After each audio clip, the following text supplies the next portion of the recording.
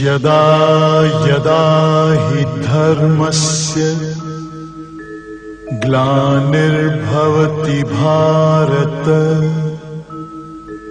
अभ्युत्थानम् अधर्मस्य तदात्मानं सृजाम्यहम् परित्राणाय साधूनां विनाशाय च दुष्कृतां धर्म संस्थापनार्थाय संभवामि युगे युगे। નમસ્તે, કૃષ્ણા સ્કૂલ ભેસાણમાં તમારું સ્વાગત છે। ધોરણ 9 વિષય ગુજરાતી। અમે ધોરણ 9 ની વિદ્યાર્થીનીઓ તમને શ્રીમદ ભગવદ્ ગીતા વિશે માહિતી આપશું। તમે ધ્યાનથી સાંભળો એવી અમારી નમ્ર વિનંતી। શ્રીમદ ભગવદ્ ગીતા એટલે જ્ઞાન, ભક્તિ અને કર્મનો ત્રિવેણી સંગમ। કુરુક્ષેત્ર એવા ધર્મક્ષેત્રની અંદર રોજાયેલા 18 દિવસો સુધી ચાલેલા પાંડવોના યુદ્ધમાં અર્જુનના મોહને દૂર કૃષ્ણ પવિત્ર જ્ઞાન, ભગવાનની પવિત્ર વાણી એટલે શ્રીમદ ભગવદ્ ગીતા। શ્રીમદ ભગવદ્ ગીતાની અંદર 700 શ્લોક, 18 અધ્યાય અને શ્રીમદ ભગવદ્ ગીતાની અંદર જીવન ઉપયોગી બધા જ માર્ગદર્શનો આપેલા છે। શ્રી કૃષ્ણ ગીતાનો ઉપદેશ આપ્યો એ વખતે એમના મનમાં ક્યાં ભાવ હતા? મનમાં બધા જ ભાવ કહી શકાતા નથી, એટલે કહી શકાય છે કે કેટલાક ભાવ ભંગથી વ્યક્ત થાય છે અને બાકીના પૂર્ણપણે ક્રિયાત્મક છે।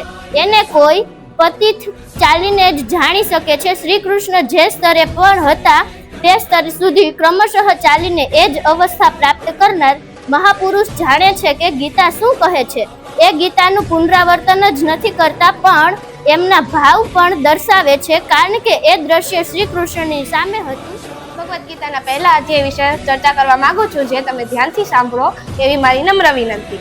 ધર્મક્ષેત્રે કુરુક્ષેત્રે સમવેતા યુયુત્સવઃ મામકા પાંડવા શેવ કિમ કુર્વુત સંજય। ધૃતરાષ્ટ્ર સંજયને પૂછે છે કે ધર્મક્ષેત્ર રૂપ કુરુક્ષેત્રમાં યુદ્ધ માટે એકઠા થયેલા મારા પુત્રો તથા પાંડવોએ શું કર્યું?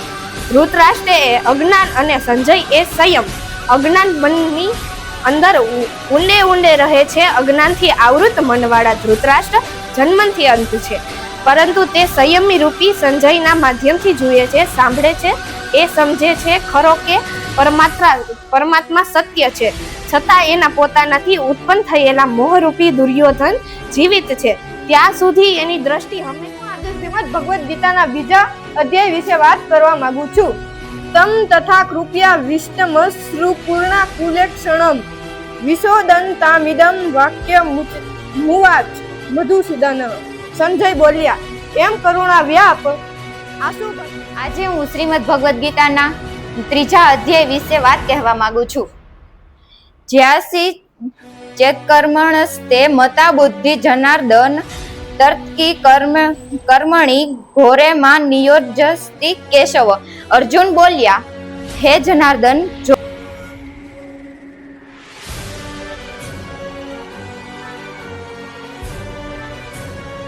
નમસ્તે। આજે હું ભગવદ્ ગીતાનો ચોથા અધ્યાય વિશે વાત કહેવા માંગુ છું। અવધુ જીવતે મેં કરહ આશા મુઈ મુક્તિ ગુરુ કહે સ્વાર્થી જૂઠા દે વિશ્વાસા। શરીર હોવા છતાં પણ એક પરમાત્મા પ્રવેશ પામી શકાય છે। લેશ માત્રની ઉણપ હોય તો જન્મ લેવો પડે છે। અત્યાર સુધી અર્જુન। નમસ્તે, હું આજે શ્રીમદ ભગવદ્ ગીતાના 5મા અધ્યાય વિશે વાત કરવા ઈચ્છું છું। સંન્યાસમ કર્મણા કૃષ્ણ પૂર્ણ યોગ ત સંસસી યચ્છેન એતયો કે તન્મે બ્રૂહિ સુનિશ્ચિતમ। અર્જુન બોલ્યો, હે કૃષ્ણ, તમે એક બાજુ કર્મના સંન્યાસની એવી વળી બીજી બાજુ કર્મયોગની પ્રશંસા કરો છો, તો આ બંનેમાંથી જે કર્મ મારા માટે ચોક્કસપણે કલ્યાણકારી સાધન હોય તે કહો। શ્રીમદ ભગવદ્ ગીતાના 6થા અધ્યાય વિશે હું વાત કરવા માંગુ છું, તમે સાંભળો એ મારી નમ્ર વિનંતી છે।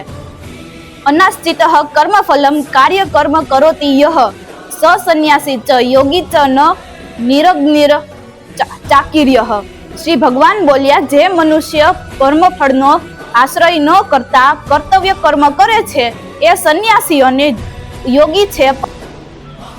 નમસ્તે, હું શ્રીમદ ભગવદ્ ગીતાના 7મા અધ્યાય વિશે થોડું કહેવા માંગુ છું.